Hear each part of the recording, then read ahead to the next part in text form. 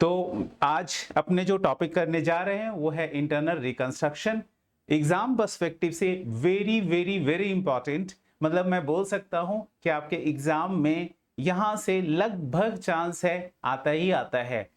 ये bad luck हुआ तो नहीं आया, चैप्टर भी इजी है और आपका स्कोरिंग 10 मार्क्स या मैक्सिमम 15 मार्क्स तक का क्वेश्चन यहाँ पे आपसे पूछ सकता है। और अच्छा बात इस चैप्टर का यही है कि आपका कोई एक एंट्री गलत हो गया तो पूरा सॉल्यूशन गलत नहीं होगा, क्योंकि आपको इसमें जनरली जनरल टेस्ट पूछता है। यदि 8-10 जनरल टेस्ट पूछा उसमें से आपने एक का असेसमेंट गलत भी कर लिया तो आपका बाकी 9 करेक्ट है और आपको उसके लिए उस 9 का मार्क्स मिलेगा। तो दैट मीन्स कि ये चैप्टर जो हम लोग आज कर रहे हैं ये आपका एडवांस अकाउंटिंग में, ये मैं रिवीजन सीरीज ला रहा हूं अब। सो एडवांस अकाउंटिंग का आज जो अपने पहला रिवीजन कर रहे हैं वो है आपका इंटरनल रिकंस्ट्रक्शन। पहले रिकंस्ट्रक्शन का मतलब क्या होता है? रिकंस्ट्रक्शन का मतलब होता है कि reassessment of assets and liabilities. अपने एसेट्स एंड लायबिलिटीज को रीअसेस करो, वैल्यूएशन करो और उसे अपने रिकंस्ट्रक्शन कहते हैं। तो रिकंस्ट्रक्शन दो तरह से होता है, एक होता है इंटरनल रिकंस्ट्रक्शन, दूसरा होता है एक्सटर्नल रिकंस्ट्रक्शन। एक्सटर्नल अभी आपका लेटेस्ट एग्जांपल जो है ना, जो तुरंत अभी हुआ है, हर जगह भी न्यूज में आप सुनते होंगे, कल ही ये डील हुआ एंड दैट इज व्हाट, जो टाटा सन्स ने क्या किया, टाटा सन्स ने टेक ओवर किया है किसको, तो इंडियन एयरलाइंस को। तो ये आपका टाटा एंड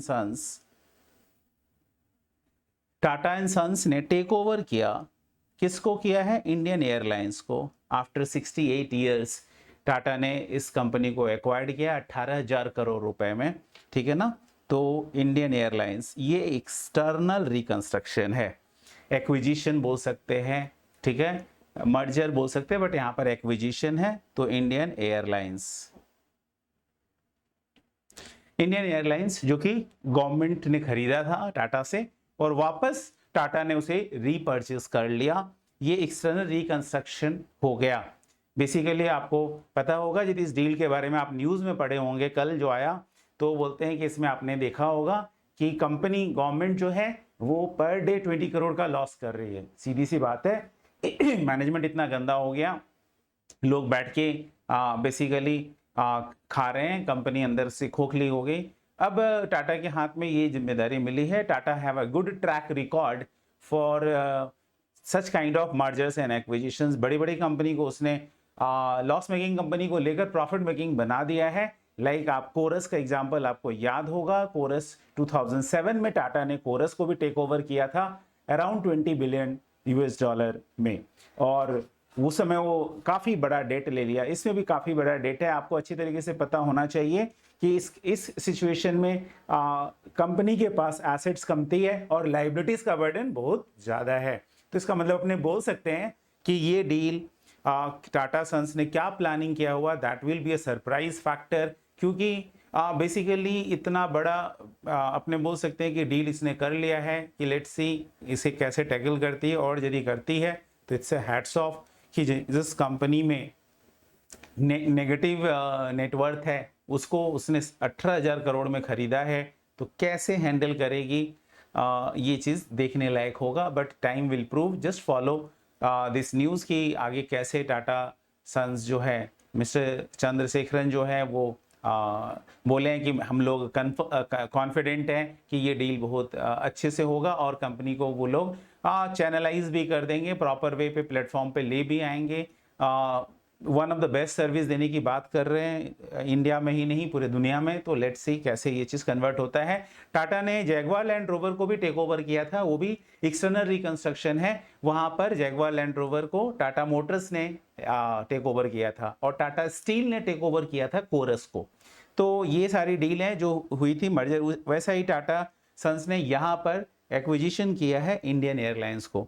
आगे अपने इंटरनल रिकंस्ट्रक्शन क्या होती है उसकी बात कर लेते हैं। तो ये फटाफट से बोलते हैं, इंटरनल रिकंस्ट्रक्शन का मतलब होता है reassessment of what, assets and liabilities without liquidating the existing company. यानी एग्जिस्टिंग कंपनी का वजूद खत्म नहीं होता है, that existing company will be there and उसका जो एसेट्स, मतलब क्या होता है, जो एसेट्स है और जो लायबिलिटीज है उसका रीअसेसमेंट किया जाता है, ठीक है। और रीअसेसमेंट करके मतलब रीवैल्यूएशन फिर से किया जाता है और ये जो प्रोसेस होता है that must be confirmed by the court. ऐसा नहीं है कि कंपनी खुद से ये डिसीजन ले ले कि वो इंटरनल रिकंस्ट्रक्शन करना चाहती है और बोर्ड ऑफ डायरेक्टर्स ने पास कर दिया and that is no no no, ये संभव नहीं है। ऐसा करने के लिए उन्हें क्या करना पड़ता है, ऐसा करने के लिए उन्हें पहले गवर्नमेंट से मतलब कोर्ट का परमिशन लगता है एंड कंपनीज एक्ट 2013 के प्रोविजन का कंप्लायंस भी करना पड़ता है।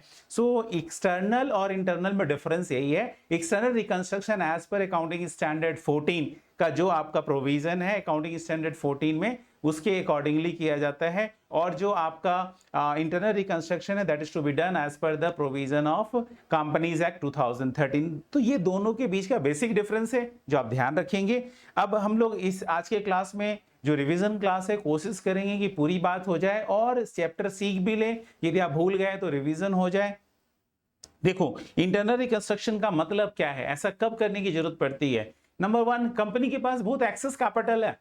जब आपके पास बहुत एक्सेस कैपिटल होगा तो आप चाहोगे ना कि भाई मैं वो जो एक्सेस मेरे पास पड़ा वो मैं रिटर्न बैक कर दूं।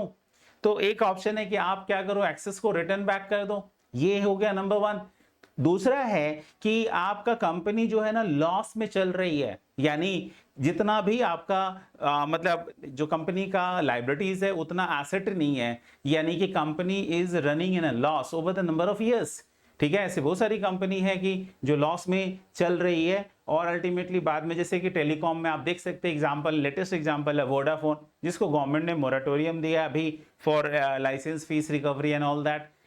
सभी को दिया, ऐसा नहीं कि केवल एक्सक्लूसिवली वोडाफोन को दिया, सभी टेलीकॉम कंपनी को दे दिया due to the heavy competition. और गवर्नमेंट का टारगेट है डिजिटल इंडिया, तो दैट्स वाई गवर्नमेंट नहीं चाहती है कि जो ये प्राइस है वो ज़्यादा हो जाए, फ़ोन महंगा हो जाए तो फिर इंडिया का ग्रोथ नहीं होगा। आप समझ ही सकते हैं कि यूट्यूब के माध्यम से आज जो है वो स्किल लोग सीख रहे हैं, बहुत ऐसी सारी चीज़ें हैं जो यूट्यूब पे अवेलेबल है, उसको इम्प्लीमेंट करके लोग अपने नॉलेज को इन्हांस कर रहे हैं, जो कि बेसिकली गवर्नमेंट उसके लिए कई एक हजार करोड़ खर्च करती है स्किल इंडिया के लिए, तभी भी वो चीज़ पहुंच नहीं पाता है। बट आज यूट्यूब के माध्यम से आप बोल सकते हो कि ये रिच जो है वो ज़्यादा बढ़ गया है, that is because of this technology. तो गवर्नमेंट नहीं चाहती है कि आज ये टेक्नोलॉजी काफ़ी एक्सपेंसिव हो जाए, सो that is the main reason. तो अपने जो बात कर रहे हैं कि भाई यहाँ पर जो लॉस मेकिंग कंपनी है उसको इंटरनल रिकंस्ट्रक्शन किया जाता है। इंटरनल रिकंस्ट्रक्शन का मतलब हो गया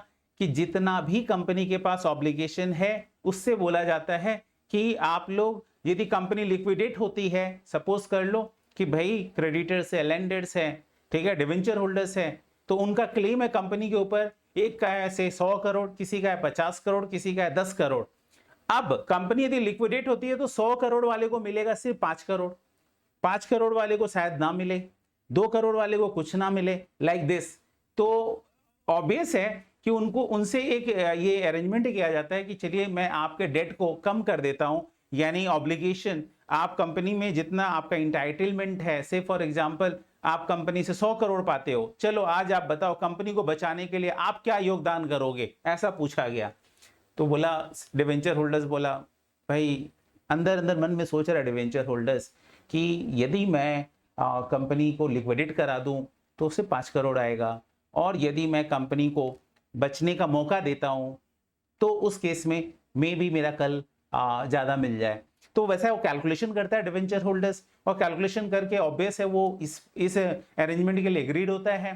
तो दैट्स वाई वहाँ पर मान लो कि उसने बोला उससे बोला मैं 50% छोड़ दूंगा, ठीक है, मैं कंपनी को बचाने के लिए अपना 50% वेव कर दूंगा। तो दैट्स वाई वहां पर डिवेंचर होल्डर्स अपना 50% क्लेम सैक्रिफाइस किया। ये कंपनी का जो लायबिलिटीज डिक्रीज हुआ, ये लायबिलिटीज डिक्रीज होना इज द फायदा, एंड दिस फायदा will be used to write off the loss. Loss मतलब यहां पर क्या है, लॉस कहां पे छुपा हुआ है, तो बोलते हैं लॉस छुपा हुआ है एसेट्स को ओवर स्टेट करके।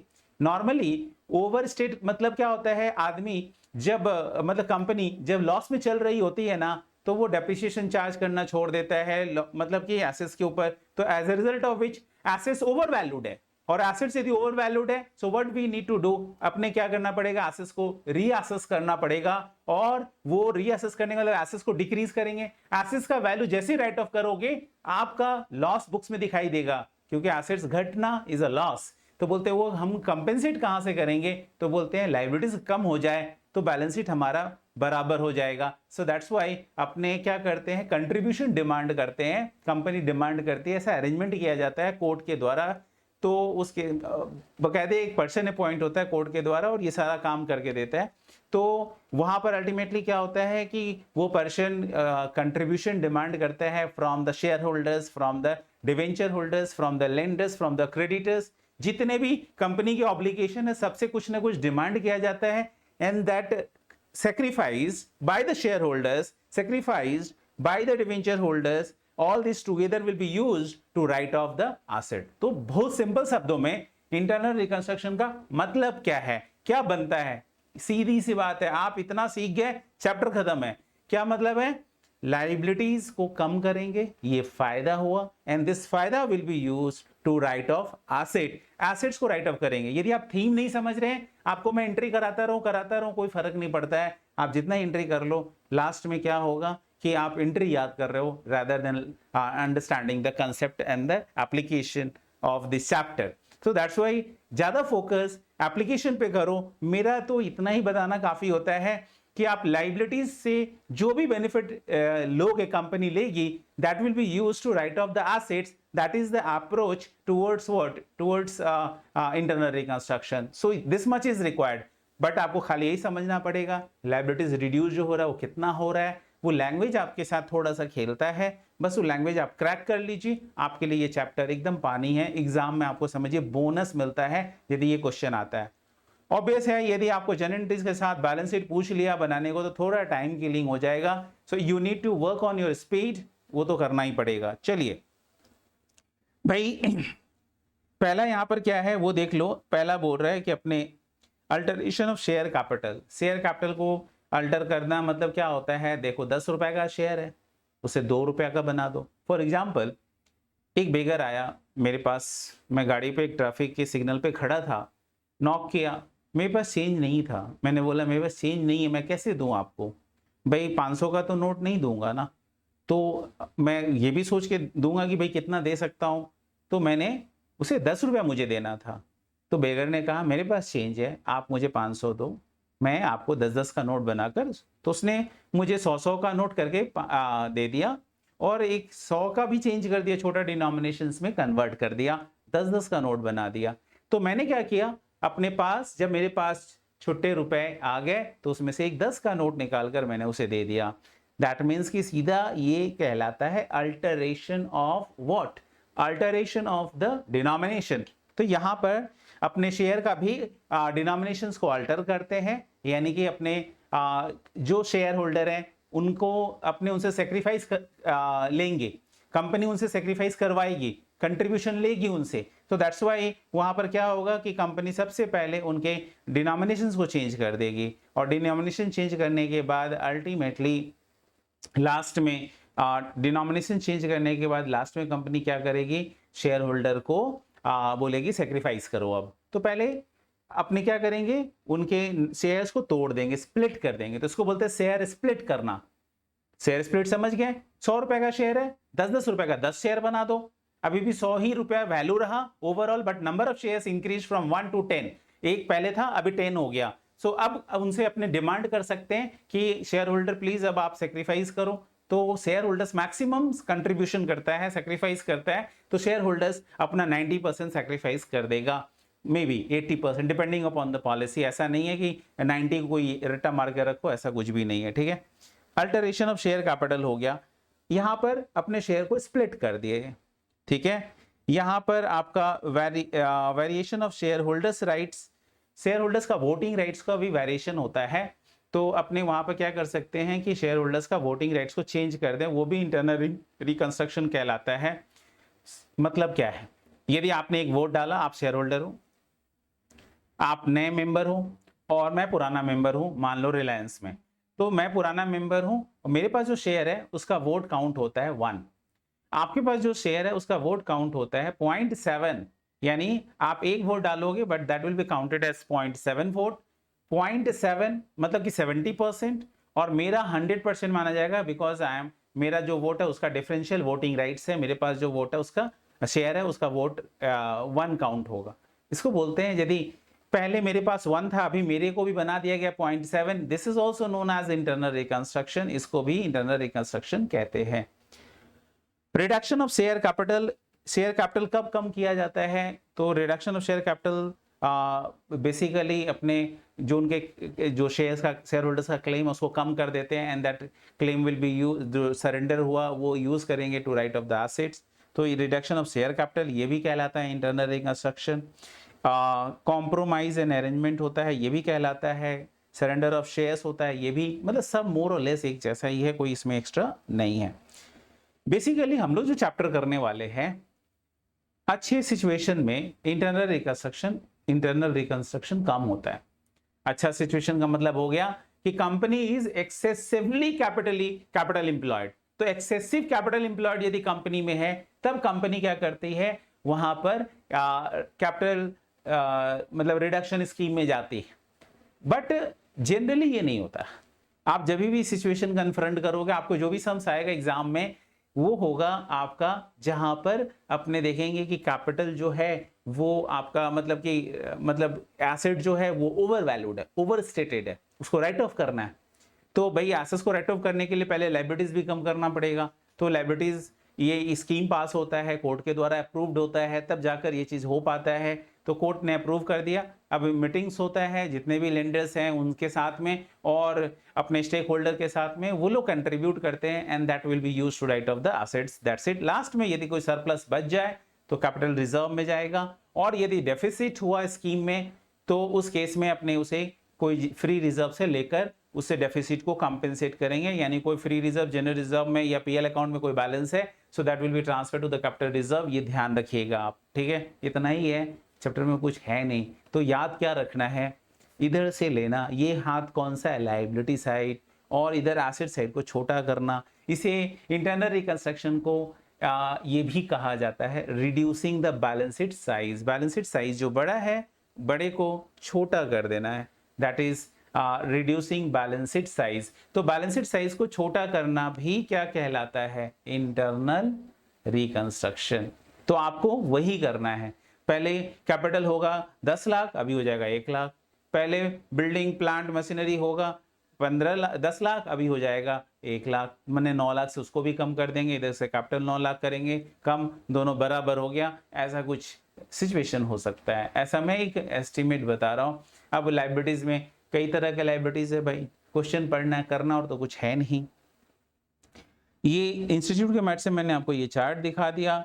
अभी यदि अपने को जो करना है वो मैंने आपको बताया है, बट बेसिकली यहाँ पर अपने जो सिचुएशन है जनरेंट्रीज में यदि होगा इंस्टीट्यूट के मैट पे तो मैं दिखा दूं कि जनरेंट्रीज क्या है। रूल्स उन्होंने लिखा है कि नहीं लिखा, सीधा सम्स ही किया है। हाँ जी,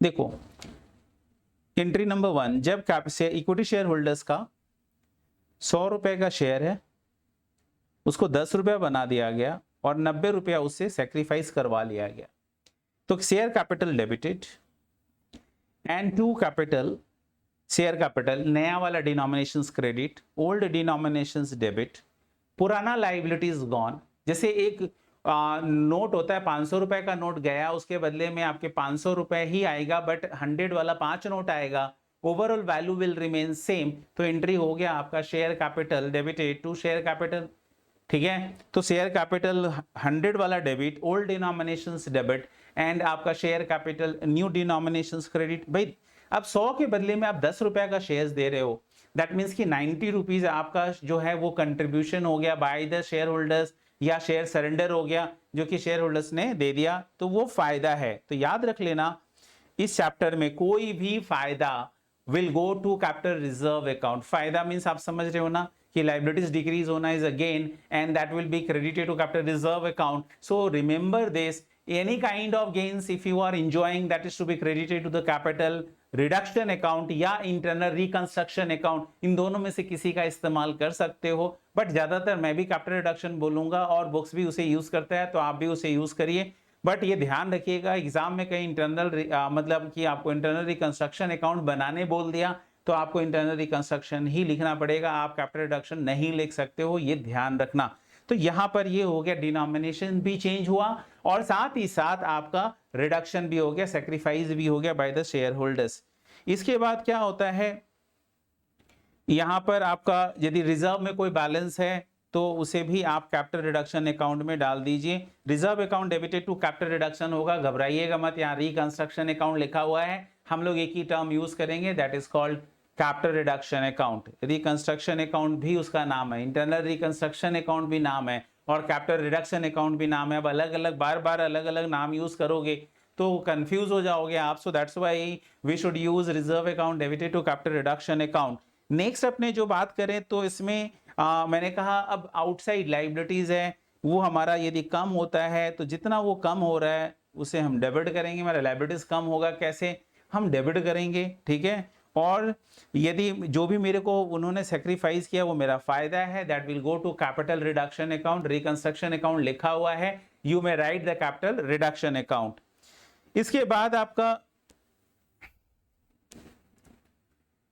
कुछ इन्होंने अलग अलग कर दिया, मतलब लिखा ही नहीं, रूल्स प्रॉपरली डील नहीं किया। आप ध्यान रखो, एसेट्स कम हो, अब एसेट्स को कम करेंगे तो एसेट्स कम कहां से करोगे, how you will write off the asset.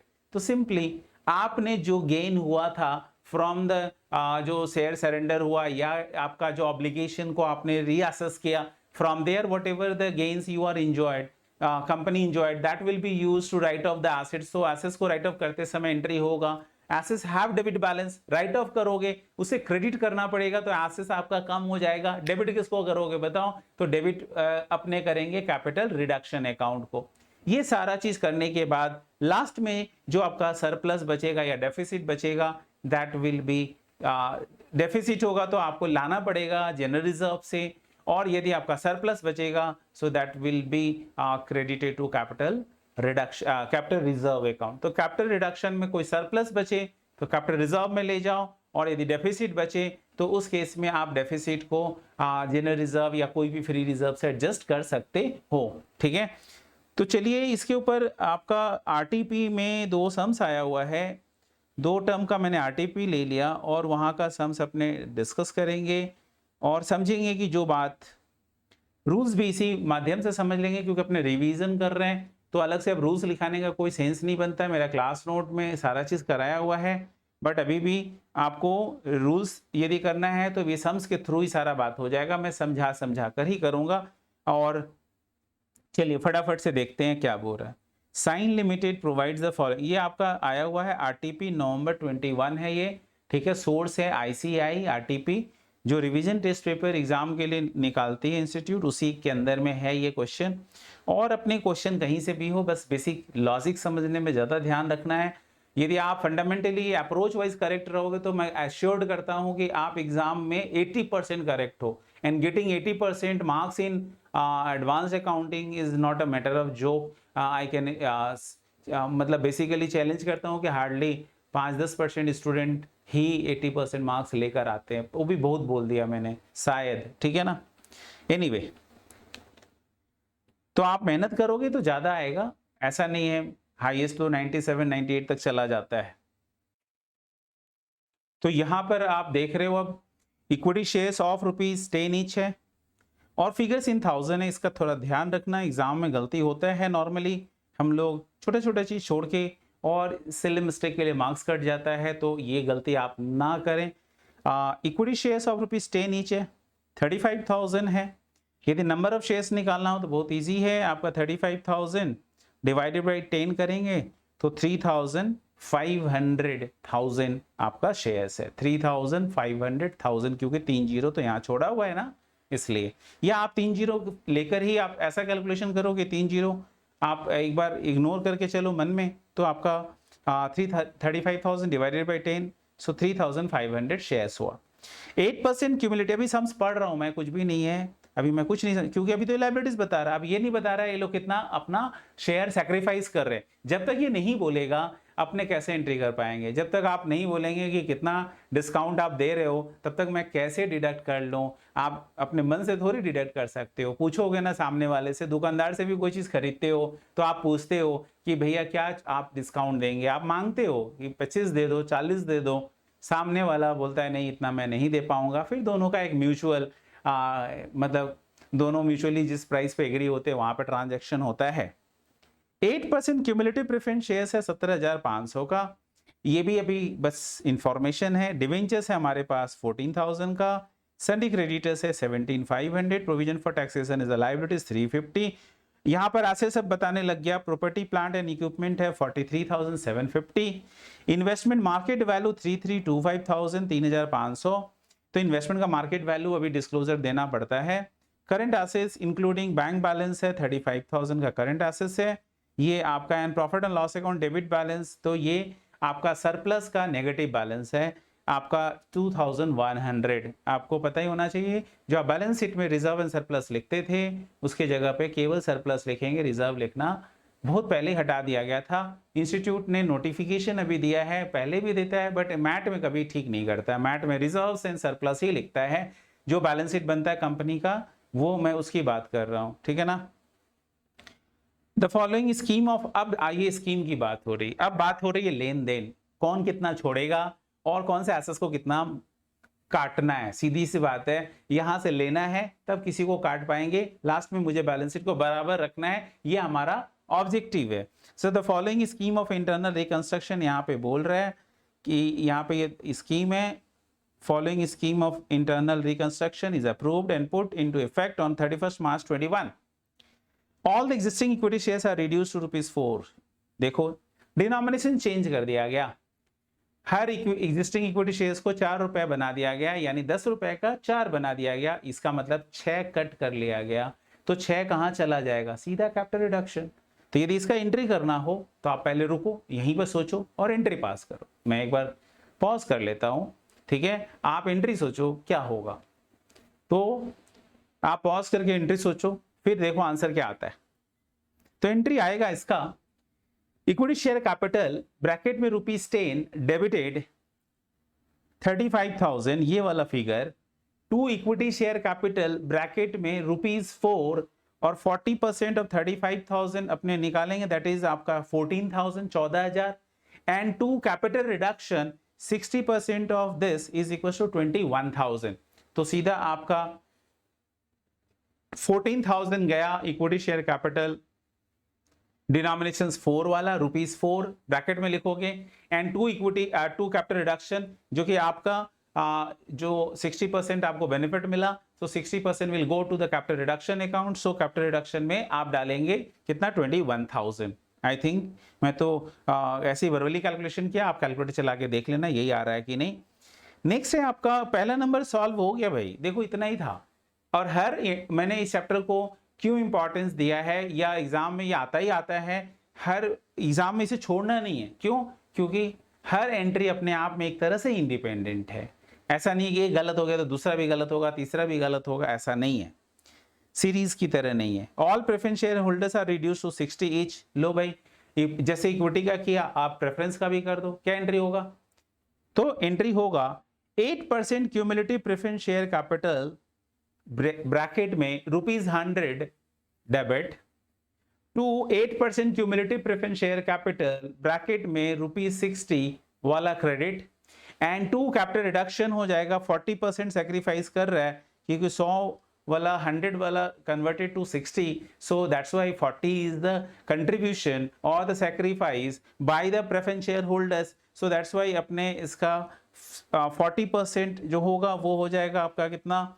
तो 1750 10% हुआ, और ये 7,000 रुपये चला जाएगा आपका अल्टीमेटली कैपिटल रिडक्शन में, और 10,500 चला जाएगा आपका to 8% cumulative preference share capital, और ब्रैकेट में ₹60।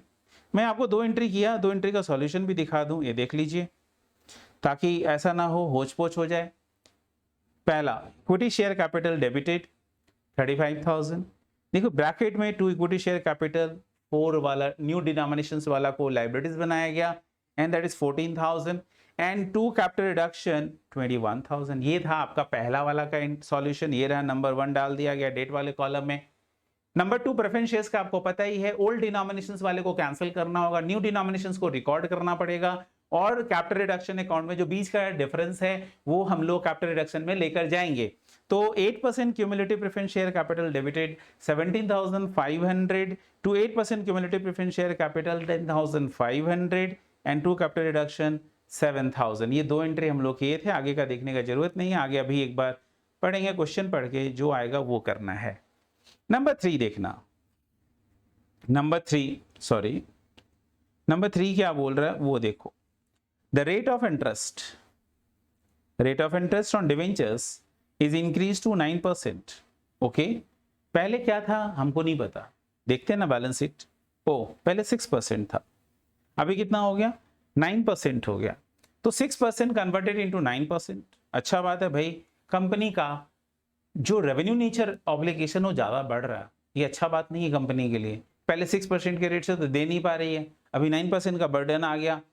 देखो एक तरह से कंपनी ने बेनिफिट डिवेंचर होल्डर्स को दिया अभी तक, लेकिन बदले में देखिए कोई बेनिफिट मिल जाए, क्या हो रहा है। और the debenture holders surrender their existing debentures of 100 each and exchange them for fresh debentures of 80 each. Okay, 100 के बदले में 80 रुपए वाला लेने को तैयार है। Each old debentures is exchange for 1 new debentures. लो भाई 20% का फायदा मिल गया आपको, सीधा straight way principal cut, principal जो आपका आउटस्टैंडिंग है वो कट हो गया। सो आपका यहाँ पर जो डिवेंचर्स है तो आपका जो पहले 6% वाला डिवेंचर्स डेबिट होगा, कैंसिल, और नया लाइबिलिटीज रिकॉर्ड होगा। तो नया लाइबिलिटीज 9% डिवेंचर्स है, तो 9% डिवेंचर्स, ये 80 वाला क्रेडिट होगा, तो at the rate of 80 credited. और बीच का फायदा 20 है, that will goes to capital reduction account. तो कैपिटल रिडक्शन अकाउंट में आप लिखेंगे, देख लीजिए, 6% debentures account debited 14,000 to 9% debentures 11,200 and 2 capital reduction 2,800। देख लीजिए एकदम इजी है, कोई कंफ्यूजन नहीं है। आगे number 4, interest are to be brought to their market value, sorry investments are to be brought to their market value. आपको इंफॉर्मेशन दे रहा है कि इन्वेस्टमेंट को मार्केट वैल्यू पे ले आइए, बुक वैल्यू जो कॉस्ट पे है, एट हिस्टोरिकल कॉस्ट है, उसको हटाइए और उसे आप मार्केट वैल्यू पर लाइए। भाई कहाँ मिलेगा ये इंफॉर्मेशन, है ना, कहाँ है, ये है इन्वेस्टमेंट मार्केट वैल्यू 3325, यहाँ पर 3,500। तो बैलेंस शीट के अंदर में इन्वेस्टमेंट ओवर स्टेटेड है, कितने से, तो 175 से ज्यादा है, 175,000 से ज्यादा है। तो we have to write off investment by how much, 175 से इन्वेस्टमेंट को राइट ऑफ करना पड़ेगा। तो इन्वेस्टमेंट को राइट ऑफ करेंगे मतलब अपने इन्वेस्टमेंट को क्या करेंगे, क्रेडिट।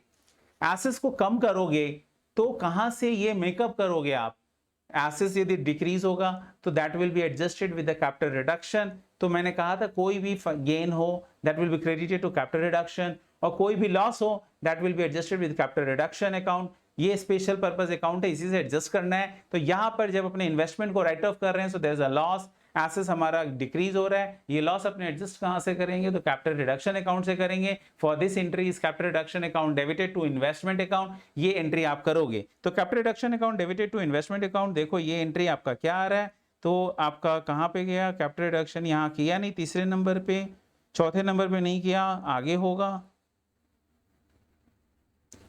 ये रहा, यहां किया 175, मतलब सीधा 7वें नंबर पे एक बार में कंपाउंड करके किया। आप अलग कर लेना, कोई फर्क नहीं पड़ता है। मैं इसको देख के कराता तब तो मैं भी बोलता लास्ट में करूंगा, भाई मैं याद करके या मैं देख के नहीं कराता हूं, मुझे जो फीलिंग आता है मैं सम्स के अकॉर्डिंगली चलता रहता हूं। आप अलग से एंट्री वहीं पे ऊपर में नंबर 4 के लिए कर देना, capital reduction account debited to investment 175, ये यहाँ पे करने की जरूरत नहीं है। कैपिटल रिडक्शन अकाउंट डेबिटेड ये एक साथ कंपाउंड किया हुआ है बहुत सारे एंट्री का, आप ऊपर में ही कर सकते हैं, करना भी चाहिए, बाद में स्किप होने का चांस ज्यादा रहता है। ठीक है भाई, ये तो आराम से सोच सोच के बुक लिख रहे थे, तो इसलिए इन्हें तो पता है कि हमें क्या लिखना है और क्या नहीं लिखना है, लेकिन आपको तो पता होगा नहीं एग्जाम में। तो आपको क्या करना है भाई, कहीं स्किप ना हो जाए, इसलिए आप सिस्टम वाइज चलो। सिस्टम ये कहता है कि आपको एंट्री यहीं पे सल्टा देना चाहिए, capital reduction account debited to आपका इन्वेस्टमेंट 175। चलिए आगे सम्स क्या बोल रहा है फिर आगे, नंबर 4 हो गया। Number 5, the taxation liabilities is settled at 525 out of current assets. ठीक है, करंट एसेट्स का मतलब हो गया आपका जो ऊपर में बोला हुआ था करंट एसेट्स, तो क्या बोला था, इंक्लूडिंग कैश एट बैंक। इसका मतलब करंट एसेट्स में कैश एट बैंक भी है, और अपने जो लाइबिलिटीज है टैक्सेशन लाइबिलिटीज को 5,25,000 चुका रहे हैं। ऊपर में देखो टैक्सेशन लाइबिलिटीज दिया हुआ कितना है, पहले ये देखना है, प्रोविजन फॉर टैक्सेशन है कितना, इट्स 350। अब लो 350 के बदले में 525 दे रहे हो, भाई लॉस हमारा और बढ़ रहा है ना।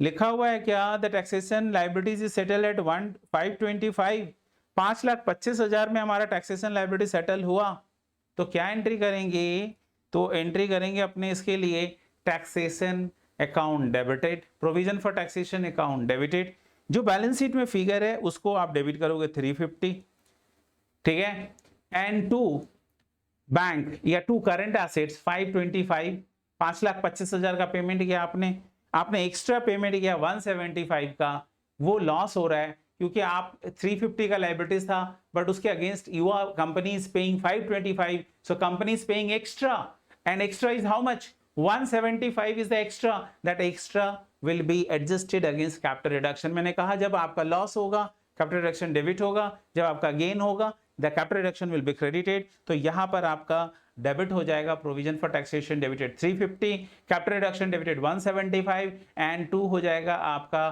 करंट एसेट्स दैट इज आपका 525। चलिए एंट्री देख लेते हैं, ये इन्होंने किया है या नहीं किया है, किया है, 2 बार में किया इन्होंने, थोड़ा ज्यादा इन्होंने अब इसे बुद्धि लगा दी। Provision for taxation debit, capital reduction debit और लायबिलिटी फॉर टैक्सेशन बनाया, और फिर इसको पे किया होगा, liability for taxation debited to current assets. चलिए होगा वो एंट्री भी दिखते हैं, liability for taxation debited to current assets.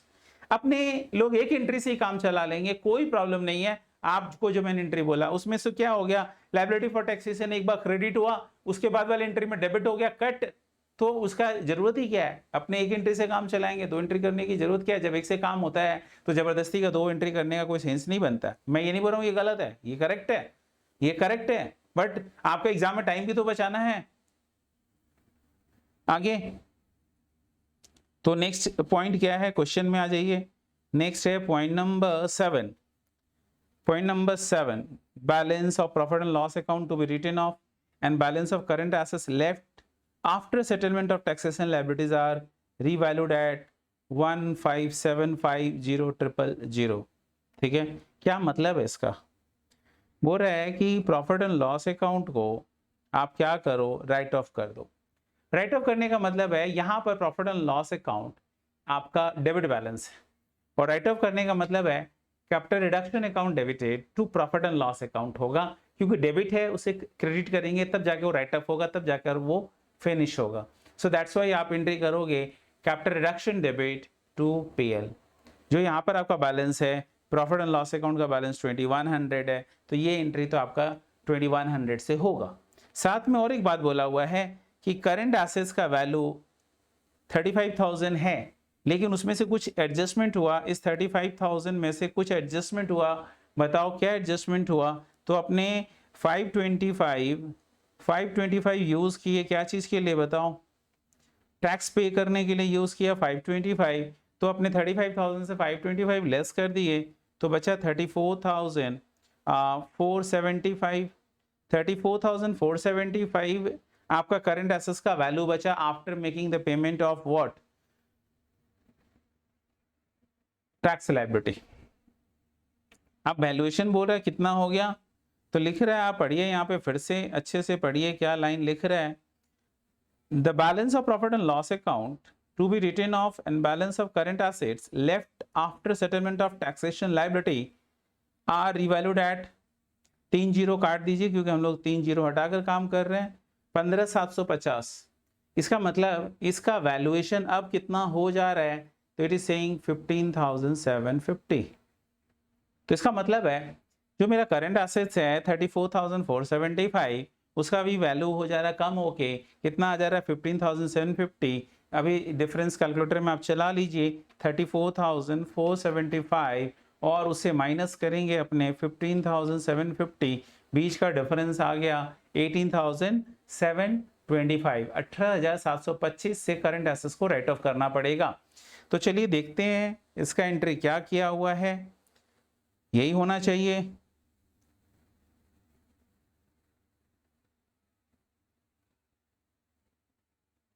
Current assets देखो 18,725 से कम किया, चेक कर लीजिए यहाँ पर करंट एसेट्स 18,725 से कम किया। तो ये कैसे आया, वो एक ही एक कंपाउंड किया है। हम लोग तो अलग अलग भी सोच सकते हैं, अलग अलग भी कर सकते हैं। तो यहाँ पर कैपिटल रिडक्शन से वो एडजस्ट होगा आपका जो करंट एसेट्स का वैल्यू है, ठीक है। तो एग्जैक्टली अपने 18,725 निकाल ही लिए थे, ये रहा, नहीं 15,725, ये तो 15,750 है और यहाँ कितना बोला हुआ है, करंट एसेट्स 18,725 बोल रहा है। तो डेफिनेटली कुछ और भी आगे एंट्री कर लेते हैं, देख लेते हैं क्या आगे बोल रहा है। बोला one of the creditors of the company for 70,000 gives up 50% of his claim. He is allotted 8,75,000 equity shares of 4 each in full and final settlement of his claim. तो इसका मतलब ये है कि एक क्रेडिटर जो है अपना कंपनी का, वो अपना क्लेम को छोड़ रहा है कितने से, company for creditors of the company for 7,000 30 हटा दो, gives up 50% of his claim, यानी कि अपना 50% छोड़ देगा, यानी 3,500 छोड़ देगा।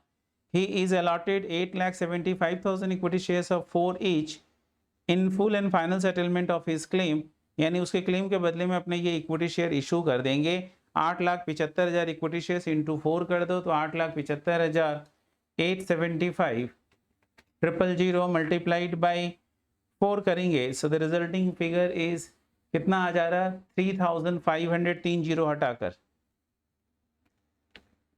तो 3,500 देंगे। तो भाई सीधी सी बात है, क्रेडिटर्स मेरा 7,000 का है और 7,000 का क्रेडिटर्स को अपने क्या कर रहे हैं, 7,000 का क्रेडिटर्स को वो अपना 50% छोड़ दे रहा है। तो 7,000 का आधा कितना हुआ 3,500, तो 3,500 वो छोड़ दे रहा है। ही इज अलॉटेड, उसके बदले में 3,500 हम इक्विटी शेयर्स दे दिए। तो सीधी सी बात है कि हम क्रेडिटर्स को कहाँ से सेटल कर रहे हैं, बोला क्रेडिटर्स को अपने 50% छोड़ दिया, तो क्रेडिटर्स अकाउंट डेबिट होगा विथ 7,000 एंड टू आपका इक्विटी शेयर कैपिटल हो जाएगा 3,500 और 3,500 का वेवर दिया है क्रेडिटर्स ने, so that will go to which account, that will go to आपका कैपिटल रिडक्शन अकाउंट। सो चलो ये एंट्री भी चेक करते हैं। ये एंट्री हो गया आपका, ये रहा sundry creditors account debited 7,000 to equity share capital 3,500 to capital reduction account 3,500। तो ये एंट्री हो गया आपका जो क्रेडिटर्स वाला है, ठीक है। वो एंट्री अभी हम फिगर अभी तक चेक नहीं कर रहे हैं क्योंकि हो सकता है आंसर रॉन्ग हो सकता है कि अपने कैलकुलेशन में कहीं गलती की हो, तो वो आगे पता चल जाएगा।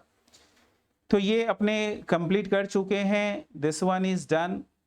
आगे क्या है, property plant and equipment to be written down to 80%। तो property plant and equipment to be written down to 80%, इसका मतलब है कि अपने को 20% से वैल्यू कम करना पड़ेगा। तो प्रॉपर्टी प्लांट एंड इक्विपमेंट है कितना, आप देख लीजिए।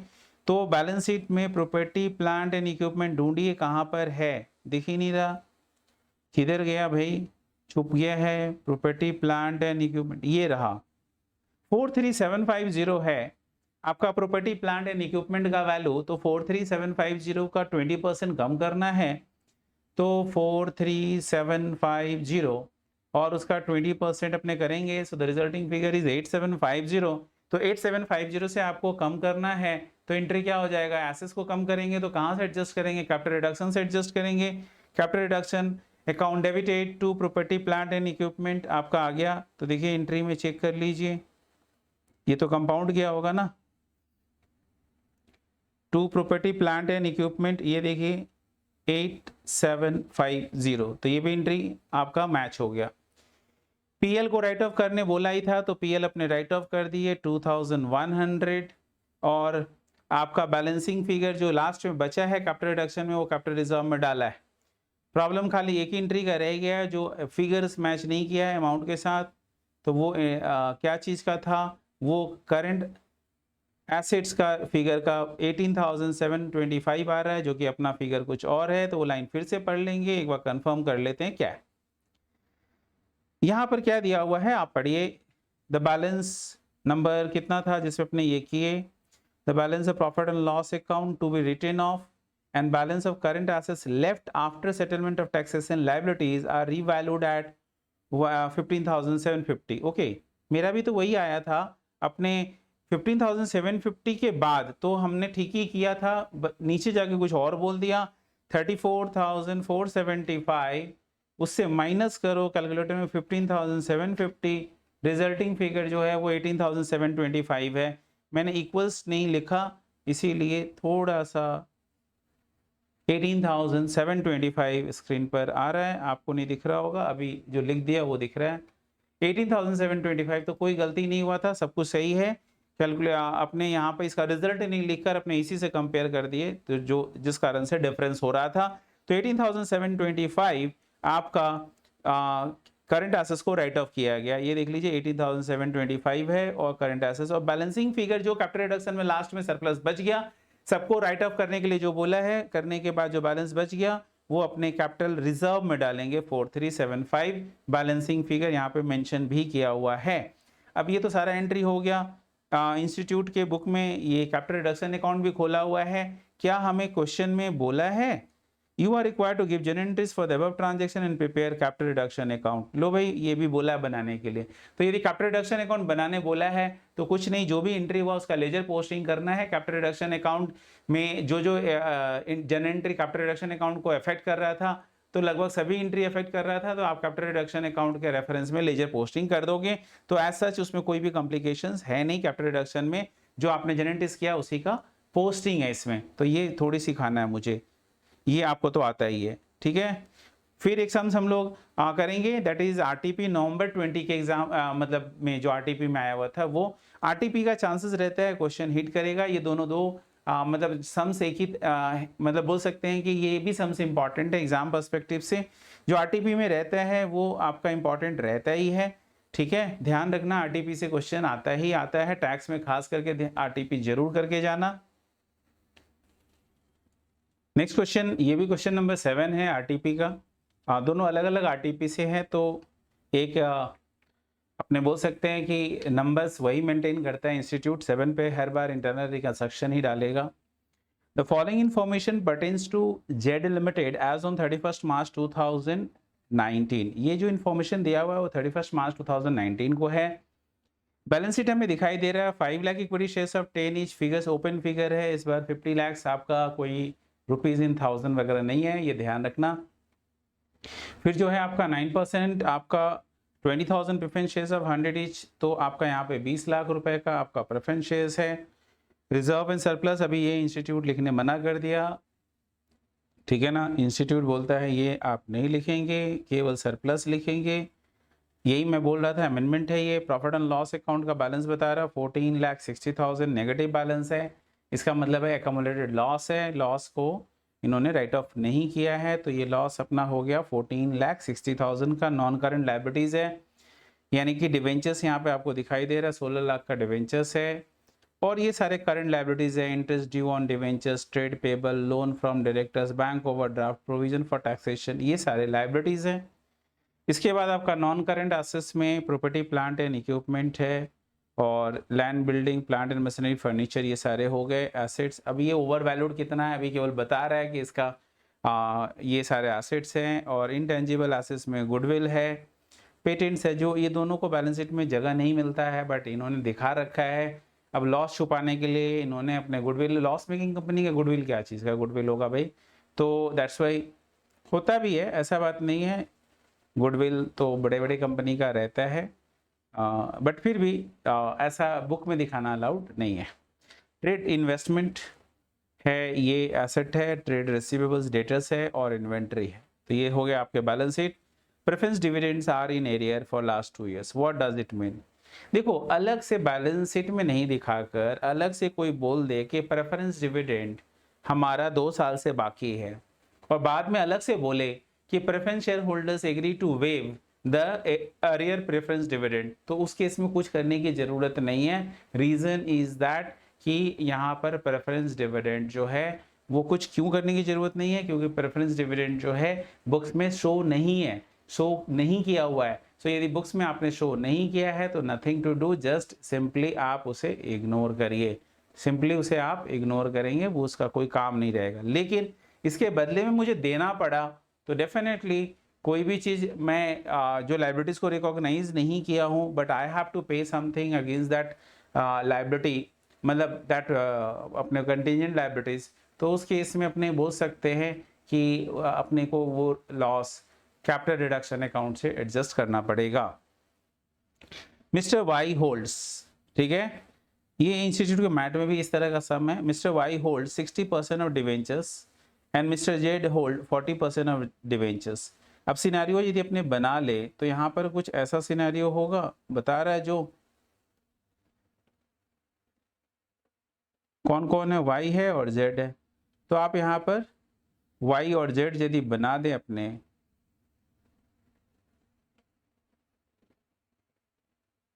ठीक है, तो y के पास 60% है डिवेंचर्स, सो 16 लाख का 60% यदि करते हैं तो 9,60,000 होता है डिवेंचर्स, और 40% जेड के पास है तो 40% ऑफ डिवेंचर्स आपका ये हो जाएगा कितना, 6,40,000। तो 960 640। आगे बढ़ते हैं, इसके आगे क्या है, तो बोल रहे हैं mister Y hold 60% of debentures and mister Z hold 40% of debentures. Information दिया, वाई के पास कितना है, जेड के पास कितना, ये बताया, कुछ करने की जरूरत नहीं है। Moreover 1,60,000 were also payable to mister Y and Z respectively as trade payables. अच्छा, क्रेडिटर्स में इन लोगों का अमाउंट है कि 60,000 रुपये वाई को देना है और जेड को देना है, आपका क्रेडिटर्स में इंक्लूडेड है। इसका मतलब है कि 60,000, 1,60,000, ये है 1 लाख और ये 60,000। अभी तक कुछ करना नहीं है, इंफॉर्मेशन है। ये कहाँ पर इंक्लूडेड है, क्रेडिटर्स में, और ये क्या है, ये डिवेंचर्स है, 10% सिक्योर डिवेंचर्स। अभी कहानी क्या है, तो टोटल क्रेडिटर्स 1,60,000 जो है वाई और जेड को बिलोंग करता है, बट मेरा टोटल क्रेडिटर्स कितना है आप देख सकते हैं, तो टोटल क्रेडिटर्स 5 लाख का है। इसका मतलब है out of 5 lakhs 1,60,000 belongs to Y and Z, 1,60,000 belongs to Y and Z, और बाकी जो है वो आउटसाइडर को बिलोंग करता है 3,40,000। भाई वाई और जेड के अलावा भी तो कंपनी में और लोग होंगे जो जुड़े हुए हैं, तो बोले जो और कंपनी से जुड़े हुए हैं उनका शेयर जो है वो कितना है, 3,40,000 है, ठीक है। अभी केवल और केवल ब्रेकअप बता रहा है, इसका ब्रेकअप और इसका ब्रेकअप। आगे, the following scheme of reconstruction has been agreed upon and duly approved. चलो भाई, स्कीम आ गया, क्या स्कीम आया, तो स्कीम है all the equity shares to be converted into fully paid equity shares of 5 each.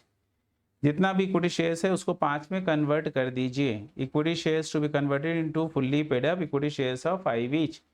इसका मतलब है कि आपका इक्विटी शेयर्स का डिनोमिनेशन चेंज हो रहा है, ठीक है। और यहाँ पर इक्विटी शेयर्स का और कोई कहानी है कि नहीं है वो देख लेंगे आगे।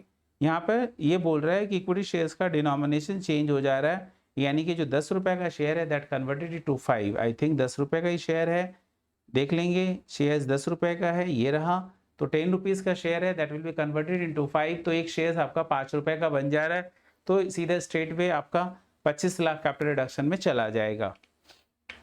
आगे, तो इक्विटी शेयर कैपिटल डेबिट हो जाएगा 10 वाला, इक्विटी शेयर कैपिटल 5 वाला credit, and to capital reduction that is 5।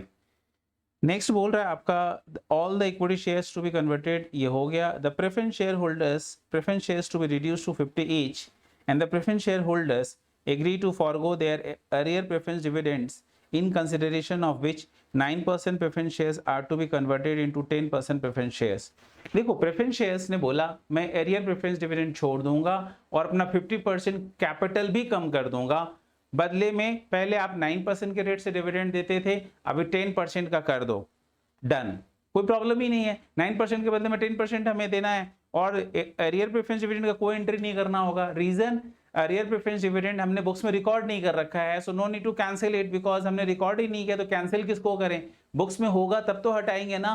तो इस बात का ध्यान रखना, ये गलती हो जाता है बुक्स में नहीं है फिर भी आप हटा देते हो, तो अर्लियर प्रेफरेंस डिविडेंड का एंट्री नहीं होगा, because that was not recognised earlier, so no entry should be made now. And for 50% cancellation का एंट्री होगा, तो आपका जो प्रेफरेंस कैपिटल है जो कि 20 लाख है, शायद कितना है देख लो, प्रेफरेंस कैपिटल 20 लाख है, तो इस 20 लाख का कैंसिलेशन का एंट्री होगा, आपका 9% प्रेफरेंस शेयर कैपिटल डेबिट होगा, ब्रैकेट में 100 वाला debit, and to 10% preference share capital bracket में 50, और आपका अमाउंट में 10 lakh and to capital reduction होगा 10 लाख। जितना मैंने किया एंट्री में देख लेते हैं भाई आगे, नहीं तो फिर होचपोच हो जाएगा। देख लीजिए पहला एंट्री, इक्विटी शेयर कैपिटल 10 वाला debit to equity share capital 5 credit to capital reduction 5 वाला क्रेडिट, टोटल अमाउंट 25 लाख गया। उसके बाद है आपका 9% preference share capital debit to 10% preference share capital, देखिए ब्रैकेट में डिनोमिनेशंस मेंशन कर रहा है 100 वाला और 50 वाला, and to capital reduction account that is 10 lakh. ये दो एंट्री मैंने कराया और तो अभी कुछ आया नहीं है, ये दोनों हो गया। आगे बढ़ते हैं mister Y and mister Z. अब वाई और जेड का हमने शुरू में पढ़ते समय ब्रेकअप कर लिया था, अब आपसे वाई और जेड के बारे में ही आपको बता रहा है कि वाई और जेड के साथ क्या हुआ। तो भाई Y and Z agree to cancel 50% each of their respective total debt. भाई इतना लाइन पे ही एक बार रुक कर बताता हूं, वाई का टोटल जितना क्लेम है ना उसका 50% छोड़ने को तैयार है, तो टोटल कितना है 10,60,000। जेड का टोटल कितना है 7 लाख, ये है 7 लाख और ये है 10,60,000। तो ये आपका अमाउंट बता रहा है। आगे क्या बोल रहा है, बोले इसका 50% ये लोग वेव कर देंगे, यानी Z is going to sacrifice 350 and Y is going to sacrifice 5,30,000। Move on, आगे बढ़ते हैं। Interest on debenture, mister Y and mister Z also agree to pay our debt including interest on debentures। अच्छा ठीक है, interest on debentures भी ये लोग छोड़ने को तैयार है। तो डिवेंचर्स इनका जो है इनके पास पूरा ही है, तो पूरा डिवेंचर इंटरेस्ट कैंसिल होगा, अच्छा बात है। Y and Z also agree to pay, अच्छा घर से 1 लाख रुपया भी लेकर आएंगे, Y लेकर आएगा 1 लाख और Z भी लाएगा 60,000 respectively in cash, and to receive new 12% debentures for the balance amount. ठीक है, और जो घर से इतना ला के देंगे 50% अपना छोड़ देंगे, और बदले में वो क्या लेंगे, तो बदले में लेंगे वो जो 50% बैलेंस बचा उसके लिए नया डिवेंचर इशू करवा रहा है 12% डिवेंचर्स, वो दीजिए। पुराना वाला डिवेंचर्स कैंसिल कर दो। पुराना डिवेंचर्स क्या है 10% का रेट है, तो ये 10% डिवेंचर्स आप देख लो, ये रहा 10% डिवेंचर्स, इसे कैंसिल कर दो तो 10% debentures account debited that is 16 lakh. और क्या डेबिट हो जाएगा, तो बोलते क्रेडिटर्स अकाउंट डेबिटेड, क्रेडिटर्स को भी डेबिट करेंगे अपने, तो creditors will be debited bye how much, तो क्रेडिटर्स का अमाउंट है इनका मिलाकर, दोनों का मिलाकर 1,60,000। बैंक अकाउंट डेबिटेड, ये लोग घर से रुपया भी लेकर आ रहे हैं, कितना लेकर आ रहे हैं बैंक से, तो ये लोग घर से लेकर आ रहे हैं 1,60,000, तो बैंक अकाउंट डेबिटेड 160। ठीक है, एंड 2 हो जाएगा आपका 10% डिवेंचर्स, नया वाला डिवेंचर्स 12% है, तो नया वाला डिवेंचर्स 12%, और नया वाला डिवेंचर्स जो होगा वो इनके क्लेम का आधा होगा, और बाकी जितना भी अमाउंट है सब कैपिटल रिडक्शन में जाएगा। तो देख लीजिए एंट्री, 10% डिवेंचर्स 960 डेबिटेड। इन्होंने 2 एंट्री बनाया, ध्यान देना, मैं एक ही एंट्री कर रहा था, मैंने बोला 16 लाख, देख लीजिए 960 और ये मिलाकर 16 लाख। ट्रेड पेबल दोनों का मिलाकर 1,60,000, दोनों का मिलाकर bank debited 1,60,000। Interest on debentures दोनों का मिलाकर जो आएगा वो डेबिट जितना है टोटल वो एक साथ आ जाएगा जो बैलेंस शीट में है, एंड टू 12% डिवेंचर्स अकाउंट, इधर 678 और इधर में आपका 442। अब 678 जो है वो कैसे आया, तो इनका जो आउटस्टैंडिंग था उसका आधा, इनका आउटस्टैंडिंग क्या था, तो इनका आउटस्टैंडिंग यहाँ पे आपने कैलकुलेट किया 10,60,000 प्लस डिवेंचर इंटरेस्ट भी तो आउटस्टैंडिंग है, तो डिवेंचर इंटरेस्ट कितना आउटस्टैंडिंग है आप देखो एक बार यहाँ पर डिवेंचर इंटरेस्ट किधर गया, ये रहा। इंटरेस्ट ऑन डिवेंचर्स 1,60,000 है, तो वो भी उसी रेशियो में होगा जिस रेशियो में ये लोग डिवेंचर्स को ओन करते हैं, 60-40। तो 1,60,000 का 60% करेंगे तो 1,60,000 का 60% यदि करते हैं अपने तो 96,000 हो जाता है। तो ये 96,000 और ऐड होगा, ऐड होने के बाद तो 96,000 प्लस 10,60,000, 10,60,000 टोटल 11,56,000। 11,56,000 का 50% वेबर होगा, तो इसका 50% देना होगा अपने को, तो इसका 50% कर लीजिए। इसका 50% इज इक्वल टू कितना, 5,78,000। तो देखो 578 से क्रेडिट किया है, समझ में आया 578 कैसे आया। तो ये 578 आपका रिकंस्ट्रक्शन अकाउंट में डाला है। 578 अपने को देना पड़ा,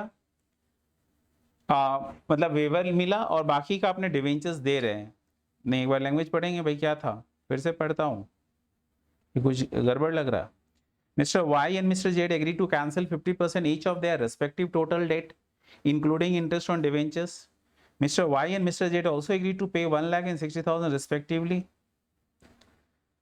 तो यहां पर mister Y and Z agree to cancel 50% each of their respective total debt including, मतलब 50% वेव करेंगे, बाकी जो रुपया ला रहे हैं और जितना 50% उनका क्लेम बचता है वो मिलाकर उनको डिवेंचर्स मिलेगा। तो ये सही किया हुआ है आपको। यहाँ पर उनको वेवर मिल गया कि 578 वेवर जो मिला वो कैपिटल रिडक्शन में गया और बाकी के बदले में बैलेंसिंग फिगर अपने यहाँ पर बैलेंसिंग फिगर अपने डिवेंचर्स दिए, ठीक है ना, बैलेंसिंग फिगर डिवेंचर्स दे दिए।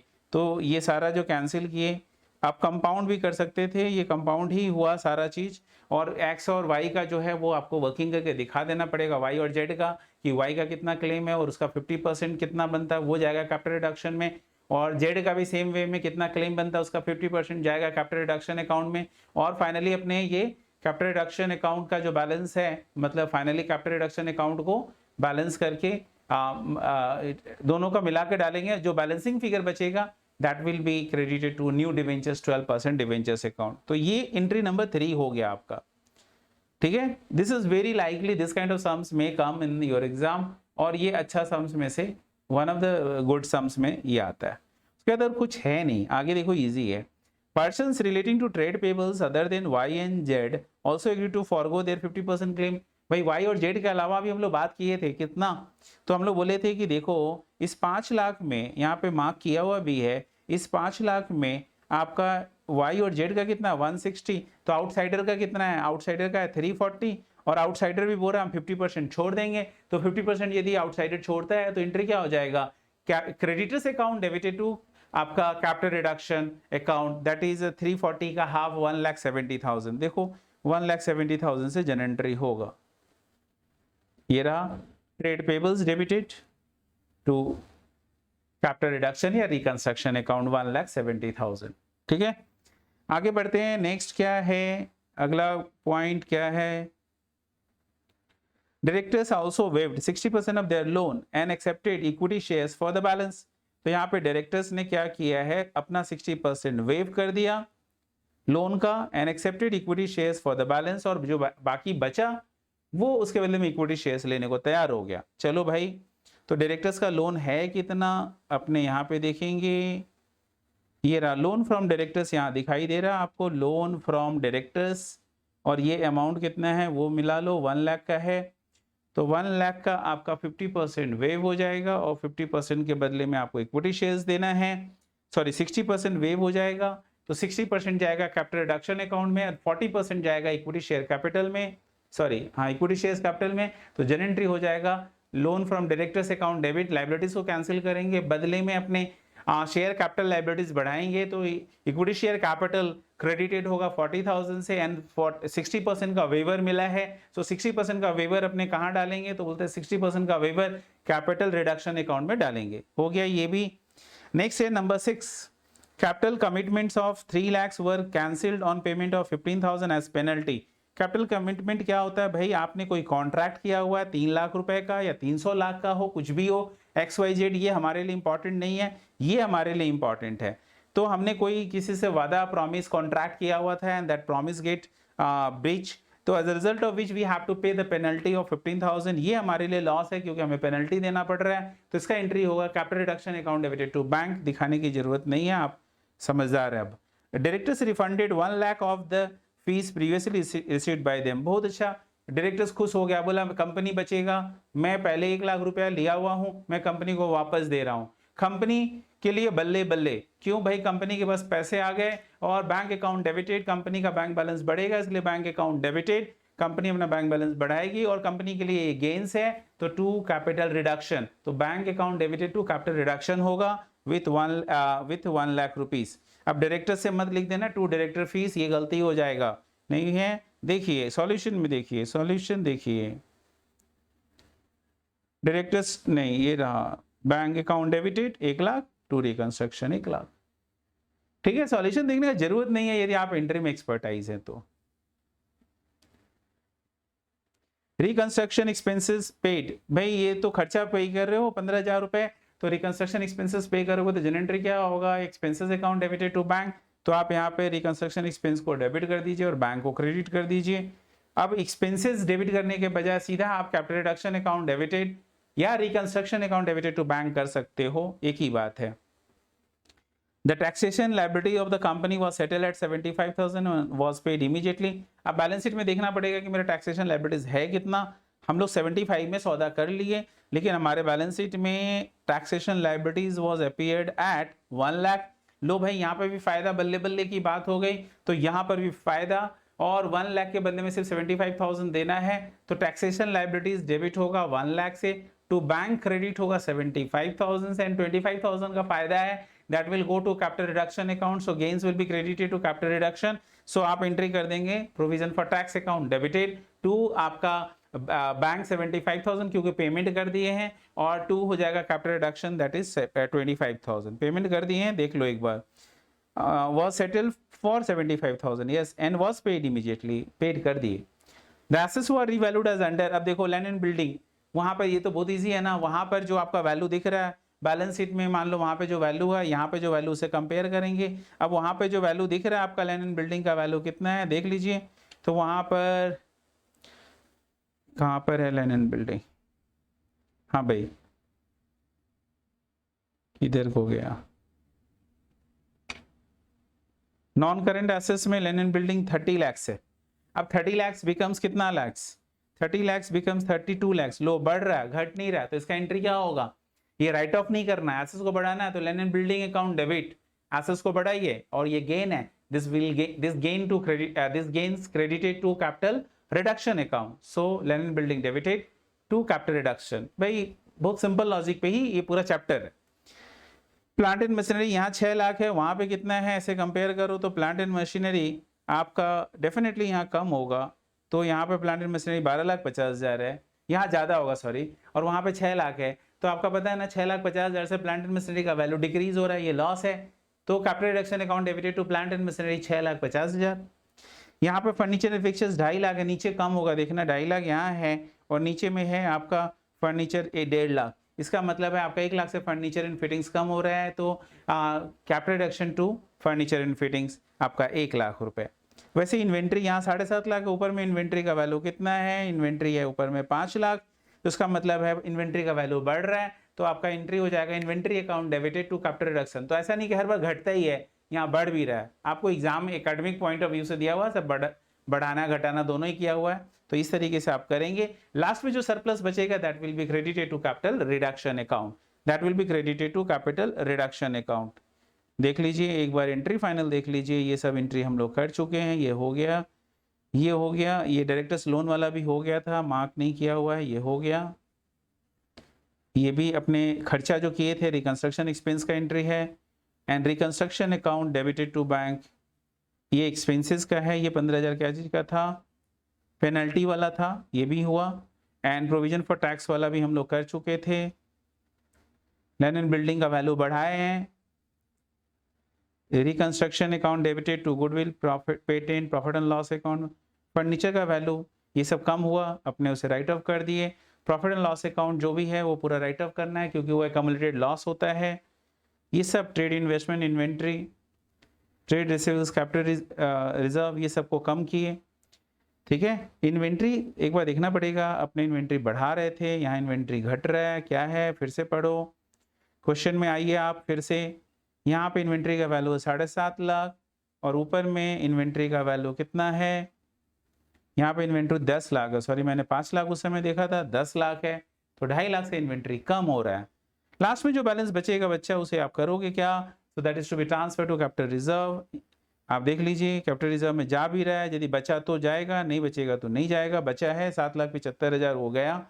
और इस क्वेश्चन में आपसे बैलेंस शीट भी शायद पूछा है, नहीं पूछा है, नहीं पूछा है, तो दैट्स इट। रिकंस्ट्रक्शन अकाउंट पूछा है, आपको लेजर पोस्टिंग कर देना है, और बैंक अकाउंट भी पूछा है तो बैंक में भी आपका जो भी बैंक से कनेक्टेड ट्रांजैक्शन है वो आपको डाल देना।